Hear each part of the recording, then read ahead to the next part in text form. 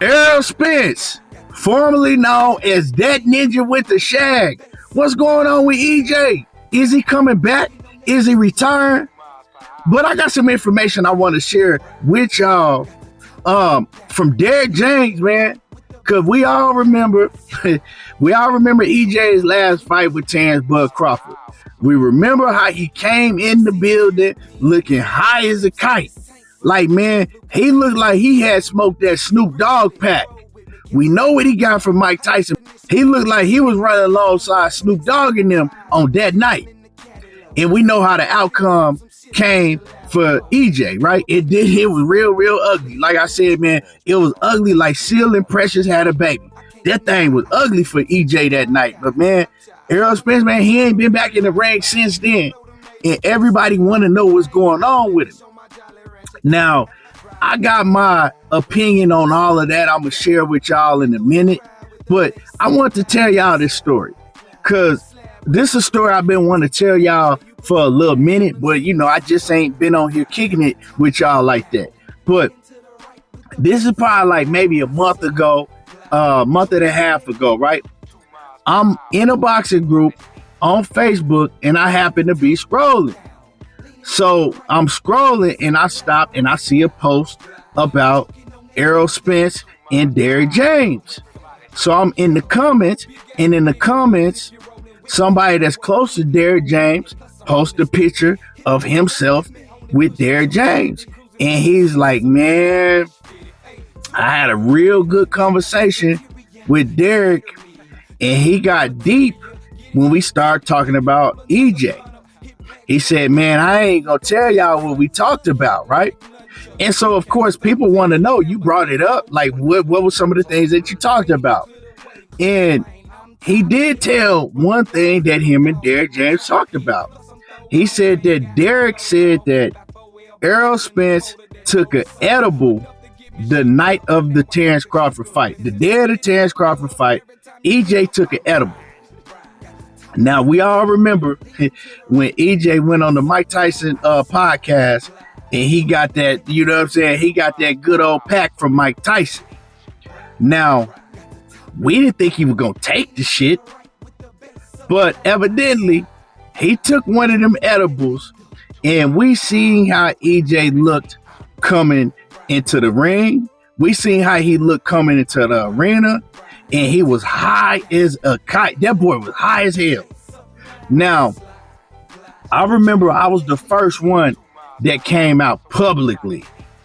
I was the first one that came out publicly and said that Errol Spence was hot, right?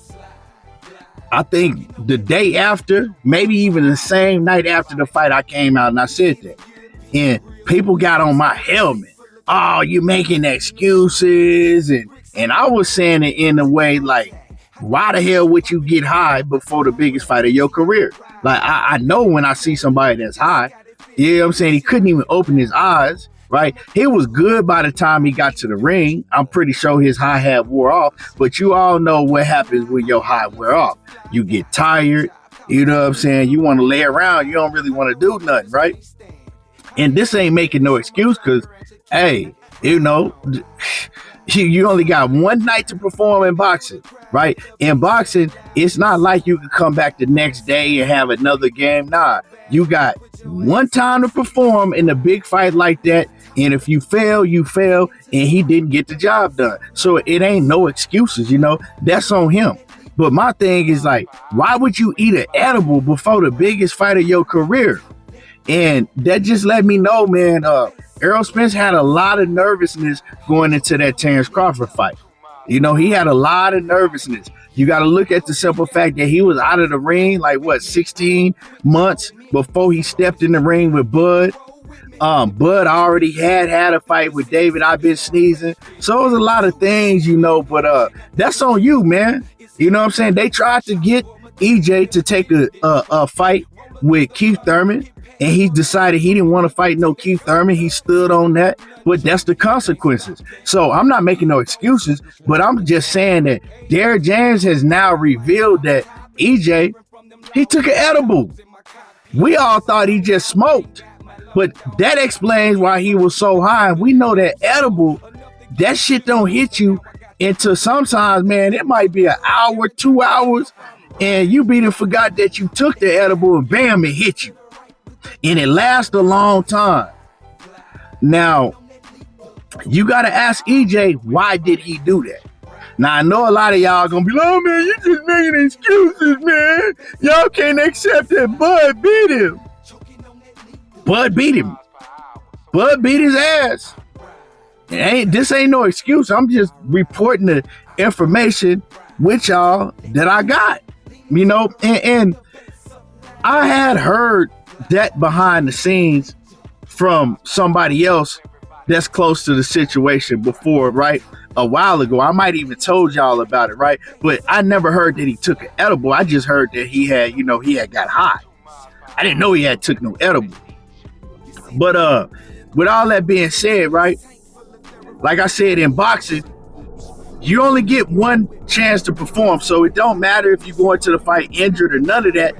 Fans don't care.